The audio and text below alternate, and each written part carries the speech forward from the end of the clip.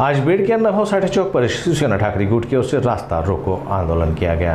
आंदोलनकारियों ने शिंदे गुट के नेता संजय शिरसाठ, मानिकराव कोकाटे और अजित पवार गुट के विधायक संजय गायकवाड़ की तत्काल इस्तीफे की मांग की। साथ ही कक्षा में रमी खेलने वाले कोकाटे का भी राजीनामा मांगा। यह आंदोलन करीब 1 घंटे तक चला। अब देखना होगा कि प्रशासन इस पर क्या कार्रवाई करता है। की हे जे सरकार आहे हे सरकार पूर्ण भ्रष्ट सरकार आहे। त्यांनी वेगळ्या पद्धतीने जो वामा पैसा कमवलेला आहे, वारेमा पैशाची उधळपट्टी करताना संजय शिरसाठ सारखा मंत्री अक्षरशः चड्डी पनेलवर आणि पैशाची बॅग एक ठिकाणी बाजूला दाखवत आहे।